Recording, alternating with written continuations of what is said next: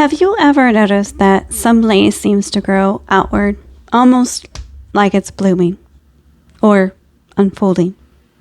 Today we're looking at one of the simplest ways crochet creates that effect, the V-stitch. Hey crochet friends, I'm Mo, your crochet companion. So far in the lace archives, we've learned that lace isn't actually a stitch. We've talked about space, we've talked about chain spaces, and we've started building our lace archive runner. Today we're adding a new section, one that teaches us how lace can expand. We are working on a V-stitch. So what exactly is a V-stitch? A basic V-stitch, it's called a V-stitch because, well, it looks like a V. And sometimes crochet naming conventions are wonderfully straightforward, right? Go figure, right? All right, so let's go ahead and get started on our little section that we're going to do with the V-stitch. So I know it's not very exciting, but we're going to do a chain of 20, and then we're going to add an extra 6 at the end. 1, 2, 3, 4, 5, 6, 7, 8, 9, 10, 11, 12, 13, 14, 15, 16, 17, 18, 19, 20, and then an extra 6. 1, 2, 3, 4, 5, and 6. So the 6 are going to count as your skip 2, your chain 2, and your turning chain, all in one shebang. So we're going to count 6 stitches in. 1, 2, 3, 4, 5, 6. Did I count that right? Okay, yes, we counted it right. And in the next stitch, we're going to do our V-stitch. So we're going to do a double crochet, but let's go ahead and go in that back loop, okay? That back hump. We're going to do our double crochet. So we're going to yarn over, insert our hook, yarn over, pull up the loop, yarn over, pull through 2, yarn over, pull through 2.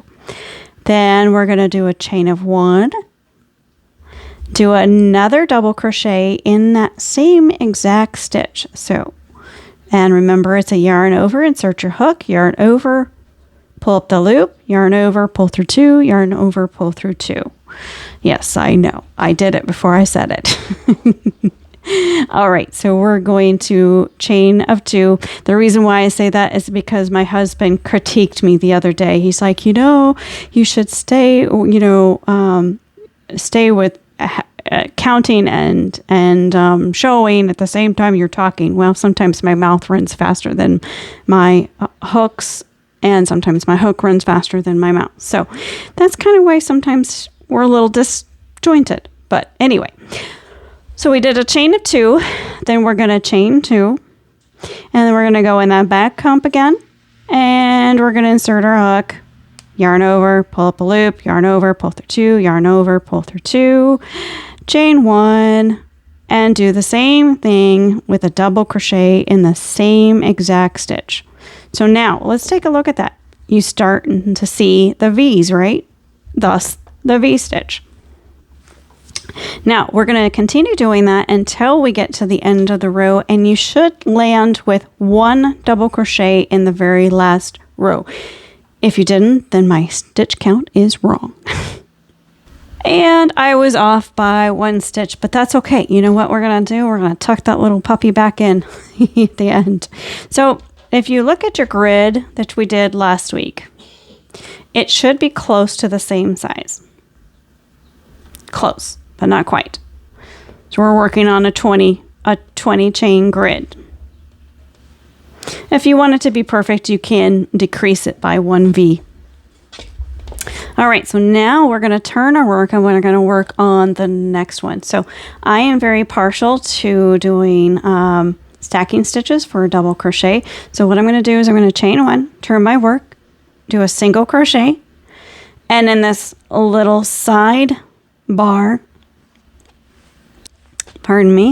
this little sidebar, we're going to insert our hook, and we're going to do another single crochet on top of it. That's why we call it a stacking stitch. And that will be your first double crochet. Now we're going to do a chain of 2, and in the middle Oh, I also wanted to mention, it's probably going to do this, the little sad face. That's what I'm going to call it, the sad face. Boo, sad face. And that's okay. It will straighten out once you start doing the next rows. So anyway, back to where we were. We're going to do the chain of 2 after we've done our stacking stitch, and we're going to go into the chain 1 space that's between the V. We're going to insert our hook in there, and we're going to do our V stitch. So it's the 1 double crochet, chain 1, 1 double crochet in the same space. There you go. I'm going to chain a 2. Skip these chains, skip that double crochet into the next chain 1 space. We're going to do another V stitch. So it's a double crochet, chain 1, double crochet in that next one. Chain 2. Now, just like with the mesh stitch that we did, the V stitch is very versatile, so you're going to do all different kinds of things. You might do, more chains in between. It just depends on your mood or the pattern. But the V stitch, it will always remain a V stitch, and that's what makes it powerful. But the combination might vary a little bit.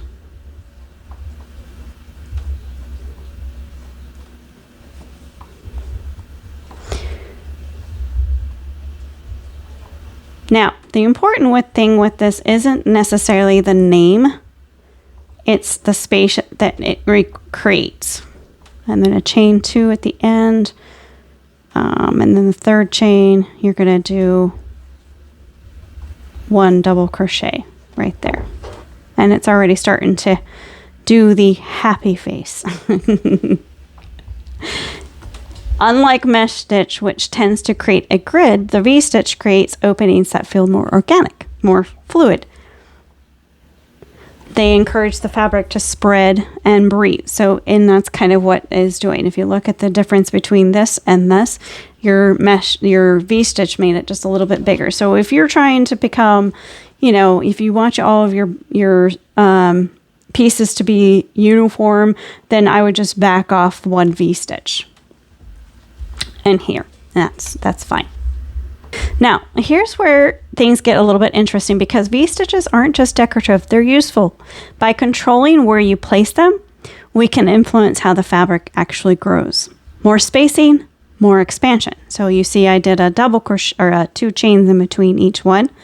You can do it where there's only 1. So it's closer together. More spacing, more expansion, different placement, different effects, and the idea shows up again and again in lace design. You will find the V-stitch in almost, I wouldn't say every single pattern, but quite a few of them.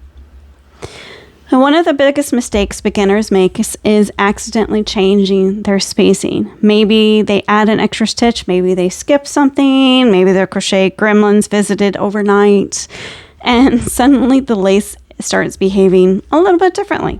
Now, today's V-stitch, it becomes the next chapter of our Lace Archives runner. Every section we add teaches a little different lace language, and together they'll tell the story of our journey through lace. And I think what I'm going to do, let me look at this. So if you guys hadn't guessed, I'm kind of doing this on the fly. So we're kind of designing this as we go. So I did about 7 rows on the mesh stitch. So I'm going to probably end up doing 7 rows on the V stitch. Now this is where lace starts to become beautiful, not because it's complicated, but because we're learning how small changes in spacing create completely different results. So tell me in the comments, do you prefer the structure of mesh lace or the flow of V stitches? And until next time, may your lace expand exactly where you want it to, and may your hooks never hide.